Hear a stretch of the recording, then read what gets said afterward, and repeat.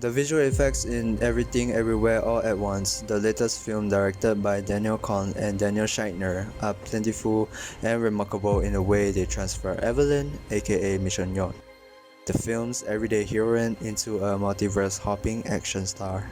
The film's hundreds of effects shots are even more impressive when one watches the end credits and understands that they were created by a small group of artists overseen by Zach Stolz, a friend of the Daniels who had never worked as an effect supervisor on a big picture. To help sell Michonne Yeoh trips inside the film makes particle effects like as puppets, wires, and camera tricks with CGI, LED display, green screen, and several other visual effects.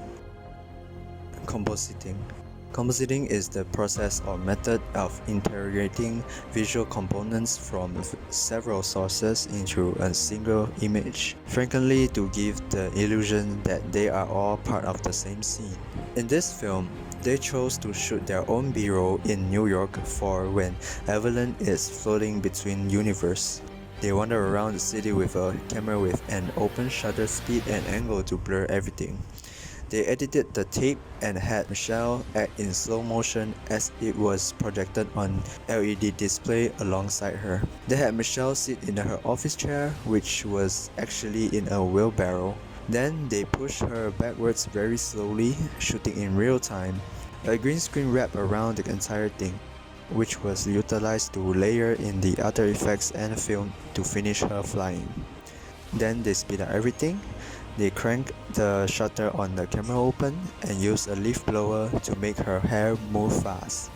Then in post-production, they speed up everything again, making this look chaotic as she goes back into a closet. But really it was just a few neat tricks. Matte painting. Ethan Felbauer told Digital Trends about one particular shot of the IRS building that he created on Photoshop by using a technique called matte painting. A matte painting is a type of visual effects that is often employed as a backdrop, with portions of the background masked off and changed. A matte painting is an inexpensive approach for filmmakers to change the background by altering the sky, eliminating buildings, or adding new items. In this film, Felbauer added extra floors to the one-story building, making it appear as if the IRS building in the film is 5 stories tall. He also replaced the sky and everything else above the first floor when the camera pans upwards. This is the first and only floor of the actual building. Matte painting of this scene includes extra floors and a different sky. This technique may have saved money for the team, but it didn't. He worked on the shot for 3 days. It would have taken less time if they had hired a visual effects firm to do a 3D render. But one of the benefits of the epidemic was the extra time they had to work on the film, but the lockdown made it difficult to shoot extra sequences after primary photography was complete. Lastly, CGI.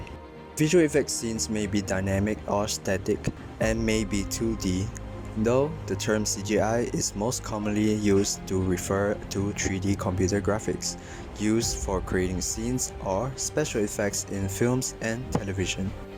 The overtop teriyaki scene in which the cook is manipulated a ratatouille used a 2D effect. Lim Sum was given this shot as his first assignment on the job. He had to incorporate food items that reacted to the chef's actions because the scenario was recorded with the actor pantomiming a teriyaki chef. He said that he could have done this by utilizing 3D rendering tools to add the components and then using the physics engine to make them act like real-world things. However, he decided it would be easier if he used hand-drawn assets that he could hand-track because it would be faster than doing it in 3D, and it would give him more control to match the fast pace of the actor's movements. He added a few shapes that resembles the vegetables, and then he drew on the lines, highlights, and shadows to make them look believable. After that, he placed the vegetables all over the footage and animated their movements manually by adding keyframes to dial in the objects.